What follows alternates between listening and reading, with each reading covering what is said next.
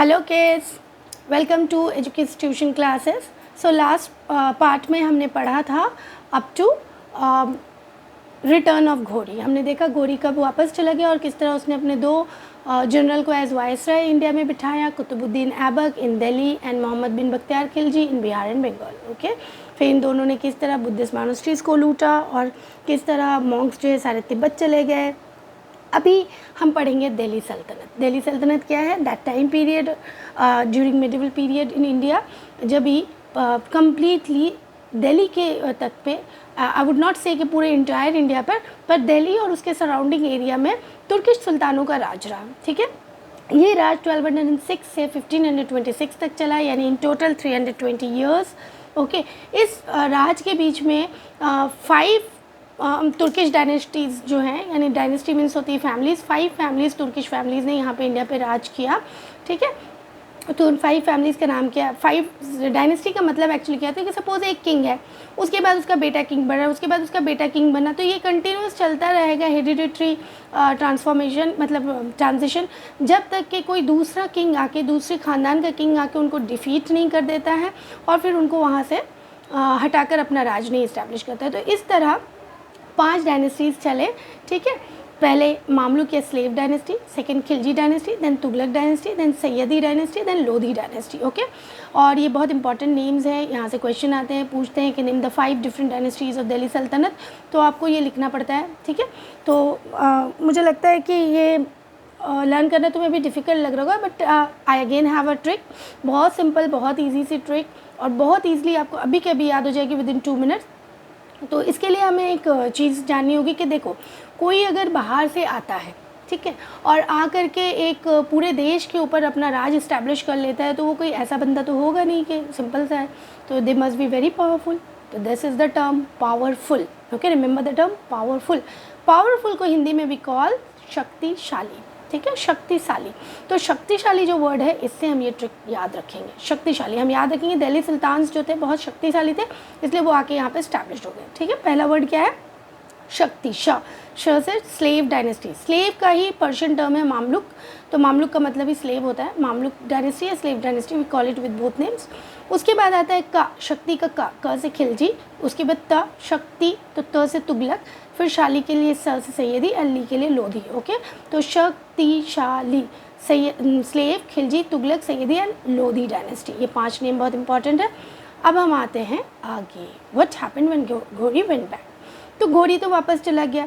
He establish Qutubuddin Aibak to assume the control of Delhi, तो he assumed his control, but he was very unfortunate because he died only within a period of 4 years. ठीक है, he ruled his kingdom for 4 years only, 4 years.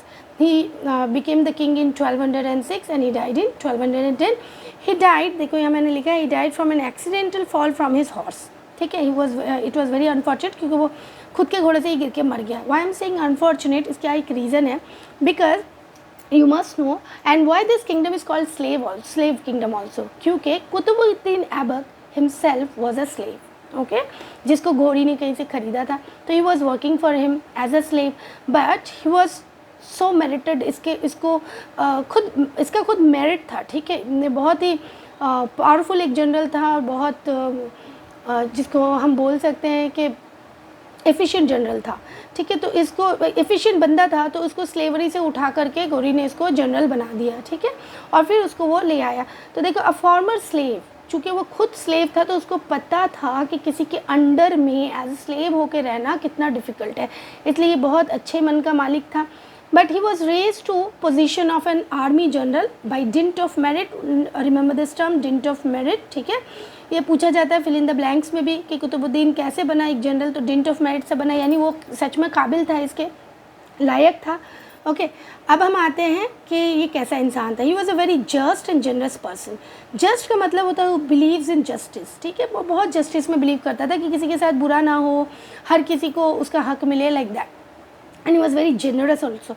Generous का मतलब होता है कि जो बहुत देता है, जिसके मन में बहुत दया हो और जो बहुत दानवीर हो, वो बहुत ज़्यादा दे सकता है। तो कभी भी कोई उसके पास आता था ना, तो उसको लाखों में इनाम देता था और उनकी मदद करता था, हेल्प देता था। That is was he is also called लख बख्श। तो ये भी एक इम्पॉर्टेंट टर्म है, यहाँ से आपको क्वेश्चन आते हैं, विच किंग इज़ कॉल्ड लख बख्श। तो कुतुबुद्दीन ऐबक वाज कॉल्ड लख बख्श का मतलब होता है, लख मीन्स लाखों, बख्श मतलब बख्शने वाला यानी जनरस पर्सन, जो लाखों लाखों दे देता था लोगों को, so Lakh Bakhsh. Okay, he treated Hindus well also, ठीक है, क्योंकि ये खुद एक स्लेव था एज आई टोल्ड यू, तो वो इंसानों को इंसानों जैसे समझता था। He never differentiated between Hindus and Muslim, वो सबको इक्वली और अच्छे से ट्रीट करता था। इसके यहाँ पे 4 सालों में ही इसने 2 मस्जिद बनाई थी, ठीक है, built 2 mosque, 1 in Delhi 1 in Ajmer. उसके अलावा he started the construction of Qutub Minar, जो अभी भी दिल्ली में है और आपको पता है बहुत ही फेमस बिल्डिंग है, वर्ल्ड हेरिटेज साइट है। So he started the construction of Qutub Minar but he could not complete it. Okay, उसके बाद ये यहाँ पे फिरोज शाह गलती से लिखा है, let me cut it, it was completed by his son in law Iltutmish, वो हम आगे पढ़ेंगे। अब हम आते हैं इल्तुतमिश में। इल्तुतमिश कौन है? After the death of Qutubuddin Shah Aibak in 1210 someone had to take control of the Delhi सल्तनत। तो इट्स नॉट दैट कि कुतुबुद्दीन ऐबक का कोई बेटा नहीं था, उसके बेटे थे, लेकिन इल्तुतमिश जो था वो उसका जमाई भी था, ठीक है। और ये जो था ये बहुत ही ज़्यादा मतलब पावरफुल बंदा था और ये बहुत एम्बिशियस बंदा था, ठीक है। इसने क्या किया, after the death of Qutubuddin Aibak उसके बेटे को सुल्तान बनाया गया, बट इल्तुतमिश ने फाइनली उसको मारकर और पॉलिटिक्स करके उसको वहाँ से हटा दिया और ख़ुद वो दिल्ली का सुल्तान बना। कौन था इल्तुतमिश? मैंने यहाँ लिखा है, देखो, son in law of Qutubuddin Aibak, ठीक है।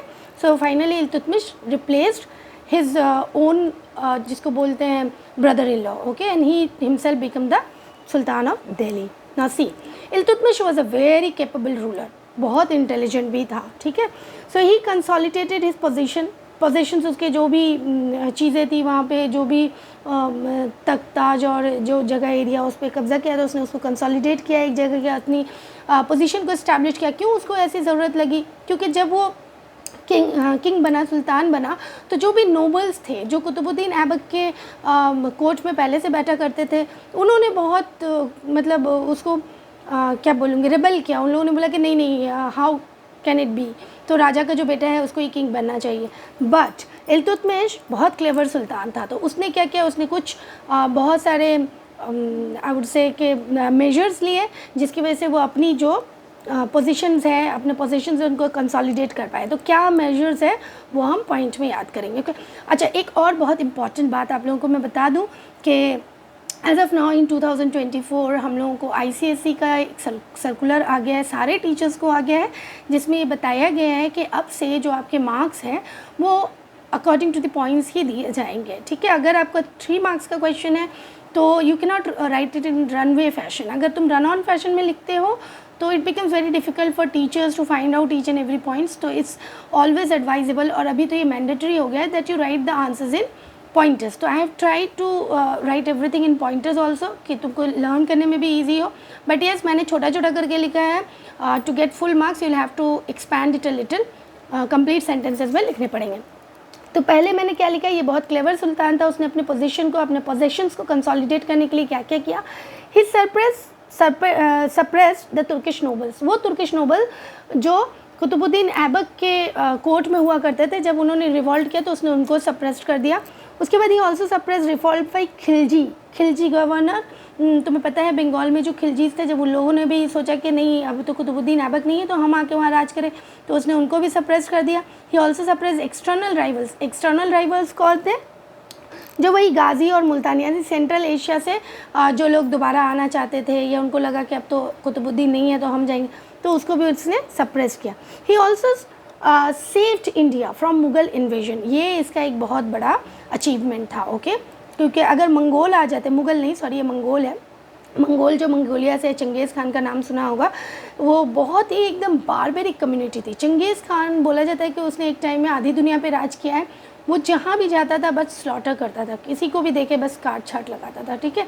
उसके अलावा उसकी बहुत इंपॉर्टेंट पॉलिसीज़ थी, जैसे उसके बहुत सारे बच्चे थे और वो जिस राज को नहीं लूट पाता था तो वहाँ अपनी बेटी की शादी करवा दिया करता था, और फिर अपने ही जमाई को वो क्या करता था कि अपनी ही आर्मी में एक बड़े पोस्ट पर बिठा देता था और फिर किसी न किसी लड़ाई में भेज देता था, जहाँ अगर उसका जमाई मर गया तो फिर वो सारा प्रोविंस जो है उसकी रानी उसकी बेटी होती थी और वो मंगोल्स के हाथ में चला आता था।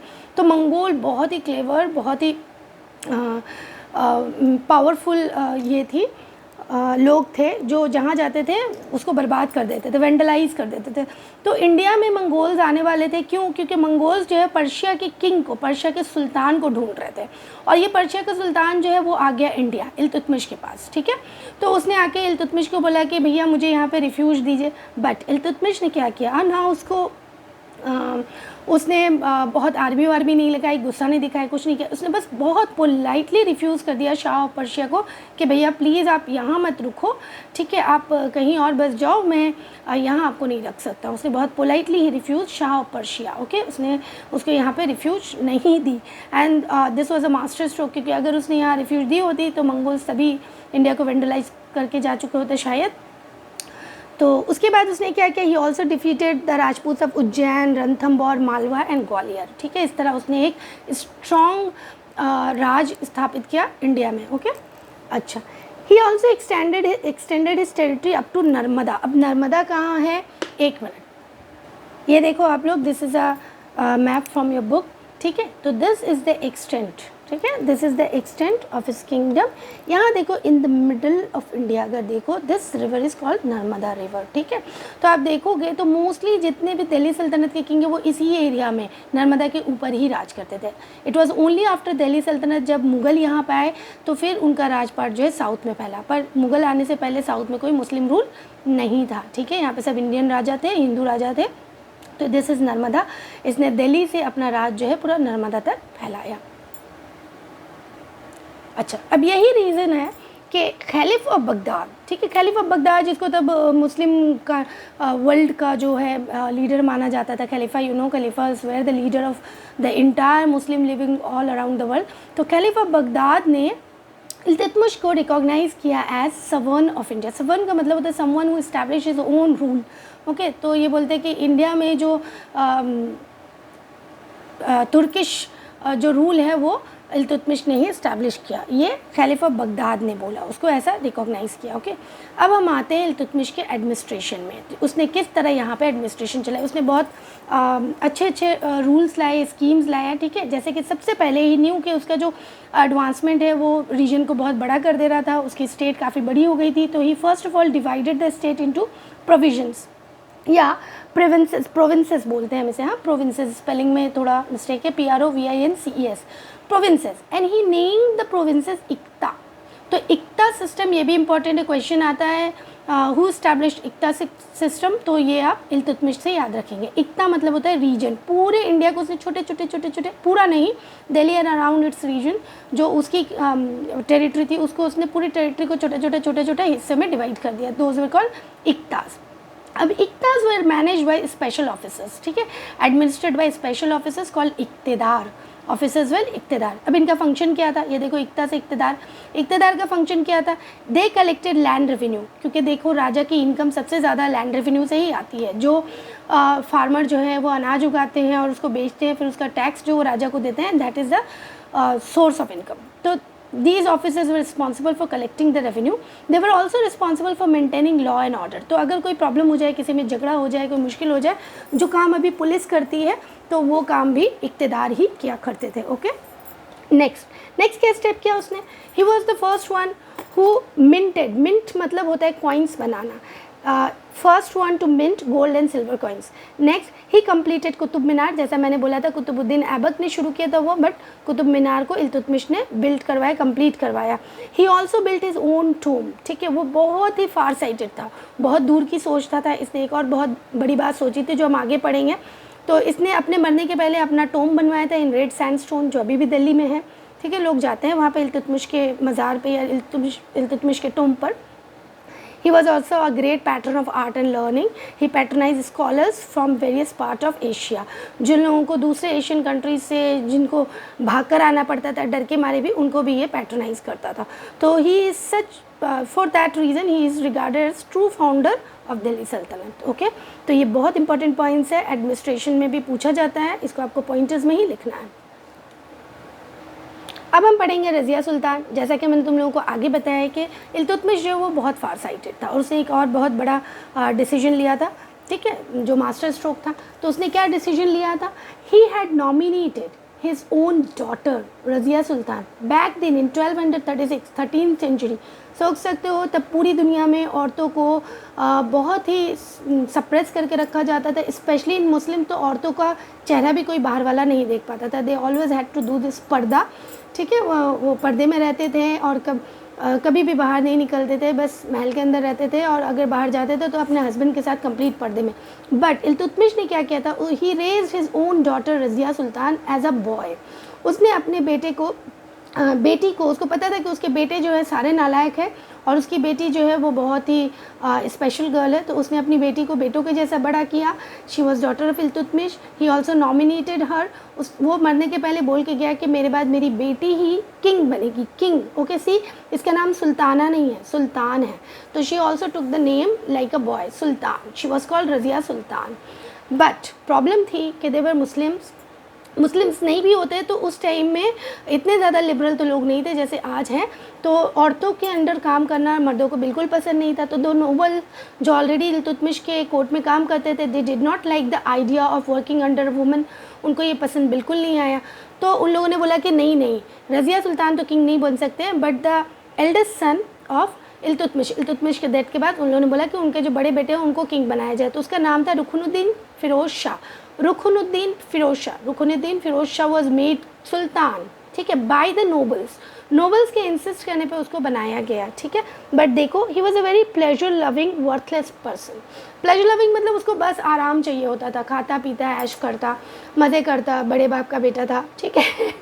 ओके, सो वो राज नहीं कर पाया। He only stayed on the as a king. He only ruled as a king for 7 months। ये देखो 7 months मैंने लिखा है। He was ruler for 7 months only, ठीक है। But he was finally dispose by Razia, पर रज़िया ने उसको फाइनली हटा दिया and she became the king.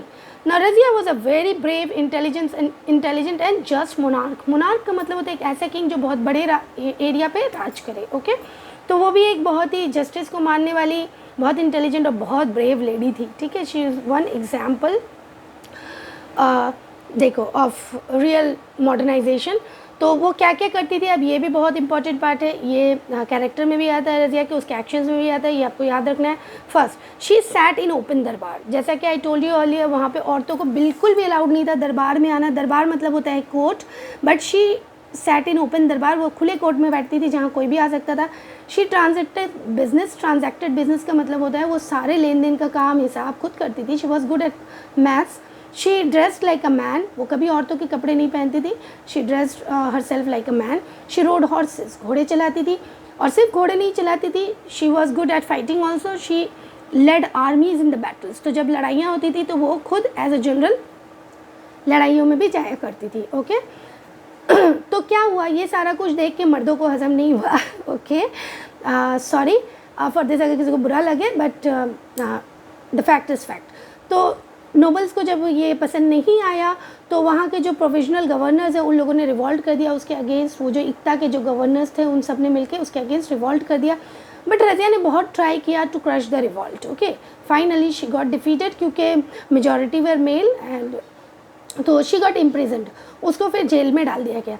But she was very smart, very intelligent. तो उसने क्या किया, she married Altunia. Altunia was the leader of the revolters. उसको लगा कि रिवॉल्टर्स के लीडर से ही शादी कर लूँगी तो रिवॉल्ट शायद ख़त्म हो जाएगी, तो she married him also. But finally both of them were imprisoned and killed. उन दोनों को ही पकड़ के मार दिया गया। रिवॉल्टर्स ने फाइनली मार ही दिया।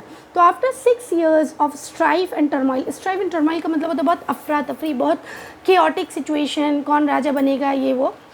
तो नसीरुद्दीन मोहम्मद, ठीक है, नसीरुद्दीन मोहम्मद कौन था, ये रज़िया सुल्तान का छोटा भाई था। ही असेंडेड द थ्रोन, ठीक है। इल्तुतमिश का यंगेस्ट सन था ये, तो वो फिर किंग बना। अभी क्या हुआ, नसीरुद्दीन एक बहुत अच्छा इंसान था। Nasiruddin was a virtuous person but very week.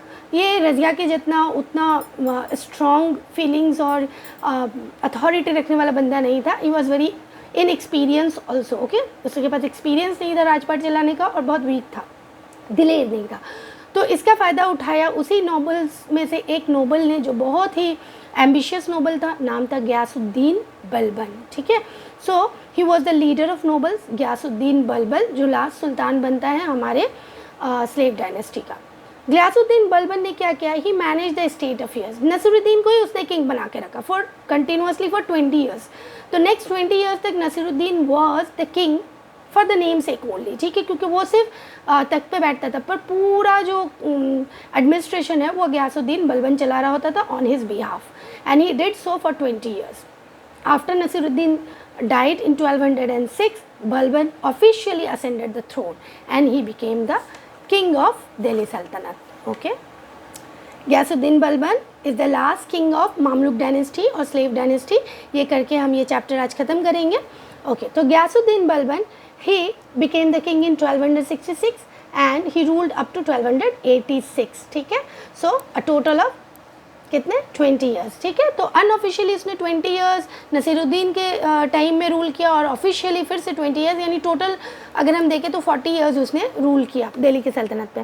So he was a very experience, very capable ruler, but he believed in divine kingship. उसको लगता था कि जो किंग होता है ना वो गॉड की तरफ से भेजा जाता है, तो उसको लगता था कि I have been born to be king और मुझे बस किंग बनने के लिए भेजा गया और मेरा गॉड के साथ डायरेक्ट कनेक्शन है, ठीक है। तो वो अपने आप को गॉड का रिप्रेजेंटेटिव मानता था ऑन अर्थ।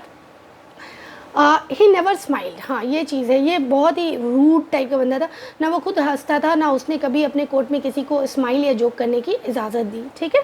तो शायद आप लोगों ने कभी बचपन में पढ़ा होगा ऐसे राजा की स्टोरी जो कभी किसी को हंसने नहीं देता था। तो Ghiyasuddin Balban was one such king, उसने कभी अलाउ नहीं किया। वो इतना ही खुद को मतलब गॉड के करीब समझता था कि उसको लगता था कि लोगों को भी उसको ऑलमोस्ट गॉड जैसा मानना चाहिए। तो he made him his nobles, उसके जो नोबल्स थे ना, they had to kneel down मतलब अपनी नीज पे ज़मीन पे बैठना होता था और अपने ग्राउंड को, ज़मीन को अपने सर से टच करना होता था। अगर तुम लोगों ने कभी मुस्लिम्स को नमाज़ पढ़ते हुए देखा है तो यू मस्ट हैव सीन कि वो कैसे सजदा करते हैं, मतलब वो नी पे बैठते हैं और अपने सर को नीचे झुका के अपने गॉड को प्रे करते हैं। तो he made all his noble, जो भी उसको विजिट करने आता था, कि वो सबसे पहले उसके सामने ऐसे लाइक प्रेइंग पोजीशन में जाए और उसको ट्रिब्यूट दे, उसके बाद फोरहेड को टच करके उसको रिस्पेक्ट दिखाए, ठीक है। उसके बाद उसने और भी कुछ इंतज़ाम किया, जैसे he made monarchy absolute powerful. इसका मतलब क्या होता है, मोनार्की मतलब किंग, उसने किंगशिप को एब्सोल्यूट पावरफुल बना दिया, मतलब पूरे राज में जो किंग बोलेगा बस वही बात है और किसी की बात नहीं चलेगी। ही ऑल्सो रीऑर्गेनाइज्ड हिज आर्मी, उसको पता था कि नोबल्स और दूसरे जो अटैकर्स है, जिस तरह मैंने हटाया है आगे के किंग्स को, ये मुझे भी हटा सकते हैं। तो he was very cautious, okay. तो इसने अपनी ऑर्गेनाइज की पहले, सबसे पहले army. He strengthen both infantry and cavalry. Infantry का मतलब होता है बच्चे कि जो लोग लड़ाइयों में ना पैदल चल के जाते हैं, जो पैदल होते हैं उनको बोलते हैं इन्फेंट्री, और जो घोड़ों पे जाते हैं ना, हॉर्स राइडर्स जो होते हैं, जो लड़ने जाते हैं, दे आर कॉल्ड कैवलरी। तो इसने इन्फेंट्री, कैवलरी सबको बहुत स्ट्रेंथन किया। He also had a elaborated spy system, वो किसी पे ट्रस्ट नहीं करता था, ठीक है। तो उसके पास एक बहुत बड़ा स्पाई सिस्टम था, उसके पूरे राज्य में स्पाई फैले हुए थे, कौन सा ऑफिसर क्या कर रहा है। इवन आर्मी में भी उसने स्पाइस घुसा रखे थे, हर जगह उसके स्पाई होते थे जो किंग को हर बात की खबर ला के देते थे, दूसरों को बिना बताए। अब इसकी ये कितना रूथलेस था ये पता चलता है कि इसके राज में एक ट्राइब था, रॉबर्स का ट्राइब, जैसे होता है ना लुटेरे। तो जब उनकी गांव के पास से जब कोई काफ़िला वगैरह जाता था, क्योंकि तब तो काफ़िले होते थे, तब तो गाड़ियाँ नहीं होती थी, तो काफ़िले वगैरह जाते थे घोड़े वोड़े पे या चीज़ें लेकर जाते थे, तो वो उनको लूट के अपनी ज़िंदगी चलाते थे। तो जब इसको पता चला तो इसने क्या किया, रॉबर्स ट्राइब को ही रूथलेसली सप्रेस्ड, पूरे रॉबर्स ट्राइब को पूरा एकदम काट छाट के ख़त्म कर दिया रूथलेसली, एक भी नहीं बचा। इससे क्या हुआ कि सब लोग, पूरी जो प्रजा थी वो इससे डर गई कि बाप रे कुछ गलत करो तो ये तो बहुत कड़ी सज़ा देता है। तो इससे क्या हुआ कि this brought security and stability, पूरे देश में सिक्योरिटी आ गई, अब लोग बदमाशियाँ नहीं करते थे, कम करते थे, और इस तरह एक फेवरेबल कंडीशन देश में जन्मा जहाँ सब कोई पीसफुल था, सब अपने अपने काम में बिजी थे। So this favourable condition help development of agriculture, trade and commerce. इस तरह हमारे यहाँ एग्रीकल्चर यानी अनाज ज़्यादा उगने लगा तो ज़्यादा बिजनेस होने लगा, ट्रेड कॉमर्स बढ़ने लगा, इस तरह हमारे पास बहुत सारे पैसे आने लगे। So nation became prosperous and powerful. Prosperous का मतलब होता है बहुत पैसे वाला, रिच, वेल्दी एंड पावरफुल। जितना पैसा होगा नेशन उतना ही पावरफुल होगा। तो इंडिया, दिल्ली सल्तनत इनफैक्ट बहुत पावरफुल हो गई उस टाइम में। बलबन के कुछ और भी किस्से हैं, जैसे Balban mercilessly suppress Turkish noble Tughril Khan. Tughril Khan एक तुर्किश नोबल था जिसने बलबन के खिलाफ रिवॉल्ट करनी चाहिए थी। तो तब back then Balban was 70 years old, okay, वो 70 साल का था। At 70 years he marched against Tughril Khan, वो खुद आर्मी लेकर गया Tughril Khan and killed his entire family and supports, और सबको वो पूरा एकदम 70 ईयर्स के ओल्ड जब था वो, उस एज में भी उसने तुगरिल खान को पूरा ख़त्म कर दिया, मार दिया, पूरे उसकी फैमिली, उसके सपोर्टर्स, सबको एक साथ फिनिश करके चलाया। ओके इसके बाद हम पढ़ते हैं that he never left his capital and never conquered new territories, वो कभी आगे नहीं गया कि मुझे और भी बढ़ना है, पूरी दुनिया पे कब्जा करना है, he never thought of this. उसके पास जितना था उसने उसको बहुत सजा बना के रखा, अच्छा रखा, और किसी को बाहर से उस पर अटैक करने नहीं दिया, ठीक है। But he was very afraid of Mongol invasions, क्योंकि पता है कि उसको पता है कि राजपाट ऐसे ही छीने जाते हैं, तो उसको बहुत डर था कि मंगोल आके हमला करके हमारे देश को लूट लेंगे। तो उसने क्या किया, उसके लिए इसने कुछ मेजर्स लिए। ये भी इंपॉर्टेंट क्वेश्चन बनता है, what were the measures that Ghiyasuddin Balban took against Mongol invasion. तो ये 3-4 पॉइंट है, ये आपको याद रखने हैं, पॉइंट इसमें याद रखेंगे। He appointed his own sons as governors of frontier provinces. Last period में या लास्ट वीडियो में मैंने बताया था फ्रंटियर प्रोविंसेस क्या होते थे, नॉर्थ वेस्ट के वो मतलब एरियाज़ होते थे जहाँ से इन्वेजन आता था, तो वहाँ के जो प्रोविंसेस इक्ताज़ वगैरह जो थे वहाँ पर उसने खुद अपने बेटों को जनरल बना के बिठाया, गवर्नर बना के बिठाया, ठीक है, ताकि वो बहुत पावरफुली उनको डिफीट कर पाए। उसके बाद ही also built new forts and repaired the old one. जो पुराने फोर्ट जो थे, फोर्ट क्या होते हैं, किला, किला मतलब जो पत्थर वगैरह से बहुत स्ट्रांगली बनाया जाता है, और उसके ऊपर तुम लोगों ने पढ़ा होगा बचपनों में कि किले की दीवारें बहुत मजबूत होती हैं, दीवारों के अंदर रूम्स होते हैं जहाँ पे सिपाही बैठते हैं, और वो उनमें छोटे छोटे होल्स होते हैं जिससे वो बाहर नज़र रखते हैं, मतलब बाहर से कोई आ रहा है तो उसको नहीं पता चलेगा कि हमें कौन देख रहा है, पर अंदर से वो सब खबर रखते हैं, और इवन वो शूट भी कर सकते हैं, ठीक है, तो वो शूट करके बाहर से इन्वेडर्स को मार भी सकते हैं। तो किले जो थे वो बहुत प्रोटेक्शन के लिहाज से बहुत इंपॉर्टेंट थे, तो इसने बहुत सारे नए किले बनाए, पुरानों को रिपेयर कराया जिसमें तोड़ फूट हो गई थी। इसने अपनी आर्मी को हमेशा इन अ स्टेट ऑफ रेडीनेस रखा, मतलब वो हमेशा रेडी रखता था, उनको हमेशा प्रैक्टिस में रखता था कि कभी भी अगर कोई हमला हो जाए तो वो एकदम एट द वेरी मोमेंट लड़ने के लिए तैयार हो। But as I always say, जो ऊपर जाता है नीचे आना होता है, they have to die, Balban had to die too, he also died in 1286 CE, ठीक है। अब उसके बाद क्या हुआ, इसके जो सक्सेसर्स थे ये बहुत वीक और इनकॉम्पिटेंट थे, क्योंकि ये हमेशा देखा गया है इन हिस्ट्री के जब कोई बहुत पावरफुल किंग होता है ना, तो उसकी पावर को मैच करने के लिए उसके सक्सेसर उतने पावरफुल नहीं हो पाते, क्योंकि वो तो हमेशा कंफर्ट की लाइफ गुजारते हैं ना, जो किंग के जो बच्चे होते हैं तो बहुत कम होते हैं, रेयरली जो इस पाथ को फॉलो करते हैं, मोस्टली वो कंफर्ट में गुजार देते हैं, तो सक्सेसफुल किंग मिलना मुश्किल होता है। तो 4 years बलबन की डेथ के बाद 4 सालों तक मामलुक डायनेस्टी में बहुत केओटिक सिचुएशन रहा, ठीक है। उसके बाद Delhi went into the hands of Khiljis. हम नेक्स्ट हमारी वीडियो में खिलजीज के बारे में पढ़ेंगे। This is the next dynasty of और सेकेंड डायनेस्टी ऑफ दिल्ली सल्तनत। आई होप तुम लोगों को अच्छे से समझ में आ रहा है, ठीक है। और मैं बताऊँगी कि if you need these notes, these are also available, आप लोग मुझे कॉन्टैक्ट कर सकते हैं मेरे व्हाट्सएप नंबर पे, जो मैं डिटेल्स में डाल दूँगी नीचे डिस्क्रिप्शन में, आप वहाँ से कांटेक्ट करके मुझसे ये नोट्स ले सकते हो। और एज़ वेल एज़ मैंने कुछ क्विज़ेस बनाए हैं, MCQ क्विज़ेस, तो आप उसको दे करके खुद को सेल्फ टेस्ट कर सकते हो कि आपने क्या सीखा through this video, through this whole chapter. और मैं हमेशा बोलूँगी कि इस नोट्स को पास में रख के अगर आप इस चैप्टर को रीड करो तो पूरा चैप्टर सिंप्लीफाइड हो जाएगा। The main motive is to simplify the chapter, ठीक है, ताकि आपको बहुत ईजिली समझ में आ जाए। और अब जो पैटर्न आने वाला है बेसिकली MCQs में 50% मार्क्स आने वाले हैं, तो ये आपको बहुत बहुत बहुत हेल्पफुल होने वाला है, लॉन्ग क्वेश्चन में भी बहुत हेल्पफुल मिलेगी। Okay, thank you. तो कीप हेल्पिंग अस, ठीक है, कीप मोटिवेटिंग अस, ताकि हम और वीडियोज़ अपलोड कर पाएँ।